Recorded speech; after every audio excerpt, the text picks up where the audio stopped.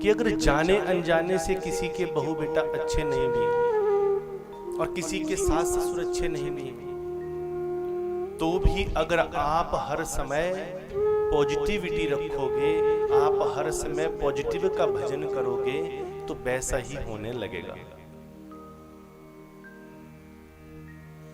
शब्दे सृष्टि शब्दे आकाश, शब्दे पिंड भया प्रकाश। जो आप जपोगे वो हो जाएगा। अगर आप रोज कहोगे मेरा बेटा बड़ा अच्छा है, क्यों कहते हैं कि छोटे बच्चों को, बड़े हो कोई भी, और खास तौर पर छोटे बच्चों को कभी नेगेटिव मत बोलो। बहुत घरों में मैं देखता हूँ ऐसा बोलते हैं, अरे तू किसी काम का नहीं है, तू जिद्दी है, तू ऐसा है, तू वैसा है। नहीं, अगर बच्चा जिद्दी भी है तो उसके सामने बार बार ये मत बोलो कि तू जिद्दी है, तू बहुत अच्छा है, तेरे अंदर बहुत अकल है, तेरे अंदर बहुत ज्ञान है, तेरे अंदर बहुत गुण है, बेटा अपने को निखारो। कहते हैं कि काउंसलिंग बहुत जरूरी है जीवन में। जिसका भजन करोगे वैसा हो जाएगा, नेगेटिव का भजन करोगे नेगेटिव हो जाएगा। मान लीजिए किसी देवी को छोटी मोटी दर्द है, छोटी चाहे ज्यादा, थोड़ी हो ज्यादा, अगर वो बार बार कहेगी मुझे दर्द है, मुझे दर्द है, मुझे दर्द है, तो याद रखिए वो दर्द थोड़ी भी होगी तो भी बहुत बड़ी हो जाएगी।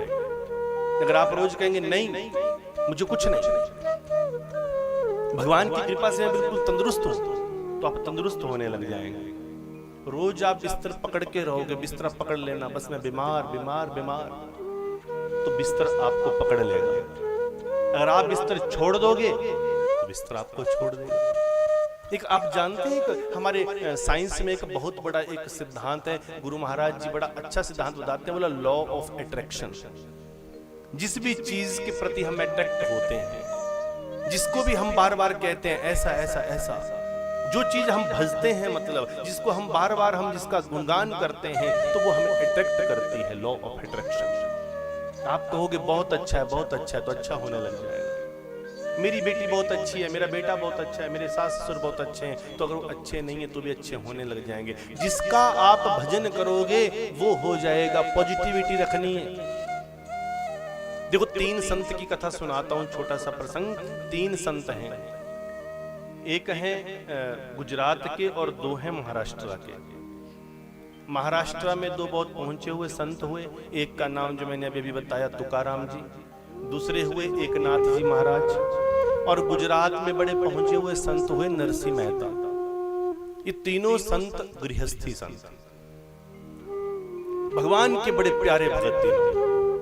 तो एक बार तीनों का मिलन हो गया, तीनों एक दूसरे से मिले, सब पूछने लगे और भाई तुम सुनाओ कैसे हो कैसे हो।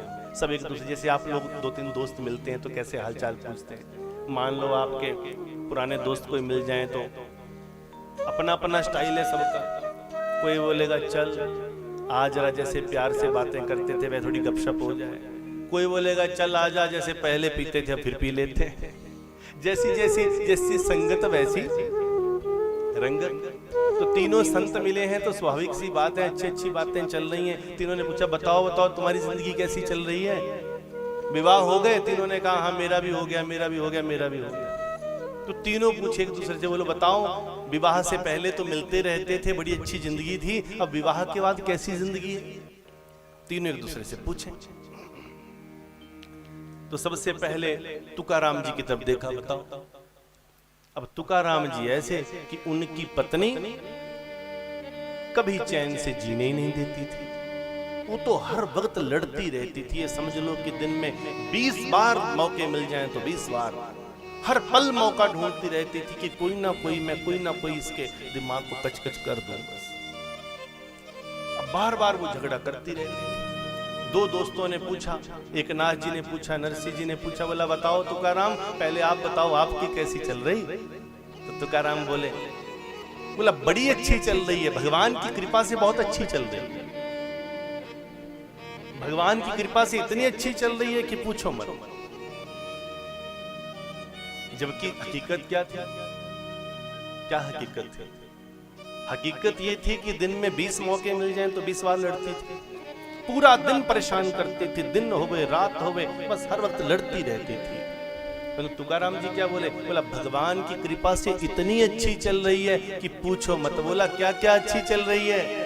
बोला सबसे अच्छी तो ये चल रही है कि जब जब मैं भजन में बैठता हूँ तो मेरी पत्नी हल्का फुल्का मुझे बोल देती है, तो जब वो बोलती है ना तो मेरा भजन और स्ट्रांग होता है। मुझे याद आ जाती है कि संसार में मेरा कोई नहीं है, मेरा वो परमात्मा है। मैं और भजन करने लगता हूँ। बोला और दूसरे, मेरी पत्नी देखने में उतनी सुंदर नहीं है। अगर तुम लोगों की तरह ज्यादा सुंदर होती, जिसकी पत्नी बड़ी सुंदर होती है ना, वो पत्नी के पीछे चले रहते हैं, उनको भगवान की याद नहीं रहती, माता पिता की याद नहीं रहती। तो बोला मेरी बड़ी अच्छी जिंदगी चल रही है, मौज हो गई है। पत्नी के कारण बार बार भजन करने को मन करता है। जितना वो मुझे डांटती है मैं उतना और भजन करता हूँ। जितना वो मुझे डांटती है उतना मैं अपने माता पिता के प्रति और समर्पित होता हूँ। दूसरे नंबर पर पूछा एकनाथ जी से, बोला एकनाथ अब तुम बताओ। एकनाथ की पत्नी बिल्कुल उल्टा। वो इतनी अच्छी पत्नी मिली थी एकनाथ को कि एकनाथ जी बोलते हैं, बोला मैं सवेरे जब तक मैं पूजा के स्थल पर सफाई करता हूँ, तैयारी करता हूँ, तब तक मेरी पत्नी, जब तक मैं माला जपता हूँ, पूजा करता हूँ, तब तक मेरी पत्नी भोग बनाकर लाकर रख देती है और हम दोनों इकट्ठे भोग लगाते हैं और भगवान को भोग लगाकर स्वयं भी फिर भोजन प्रसाद प्राप्त करते हैं। बोला पूरा दिन जब मैं भजन करता हूँ तो मेरी पत्नी बिल्कुल भी मुझे डिस्टर्ब नहीं करती और खुद ही मुझसे बड़े आराम से कहती है जाओ जाओ और भजन करो। मैं तो भजन करना जानती नहीं, पर धन्य हूँ मैं जो आप जैसा संत मुझे पति के रूप में मिला है। मेरा जीवन धन्य हो गया है।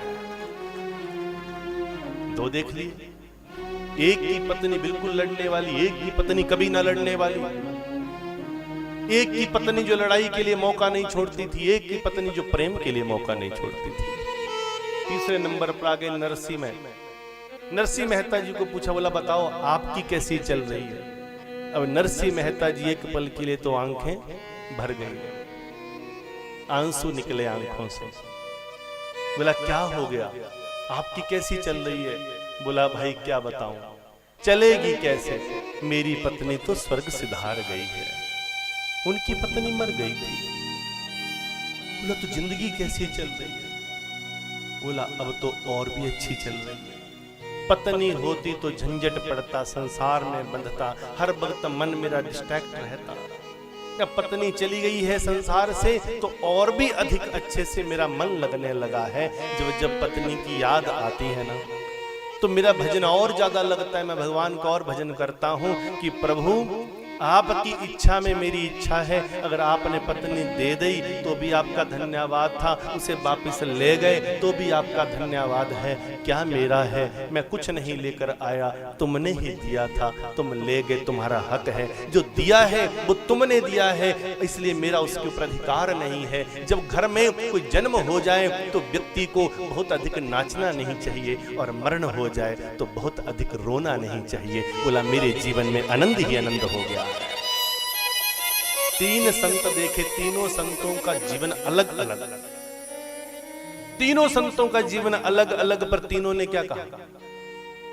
मुझे भी मौज, मुझे भी मौज, मुझे भी मौज। इसलिए समझ लीजिए कि जीवन में कैसी भी स्थिति हो, कैसी भी परिस्थिति हो, देखो जब तक विवाह ना किया है तब तक हजार बार विचार कर लो, पर जब एक बार किसी से नाता जुड़ गया, पति से, पत्नी से, माता पिता मिल गए, बच्चे मिल गए, एक बार जिनसे नाता जुड़ गया फिर उस नाते को आखिरी सांस तक निभाना चाहिए। उस नाते को कभी तोड़ना नहीं चाहिए। ये नाते हम नहीं बनाते, ये नाते स्वयं भगवान बनाते हैं।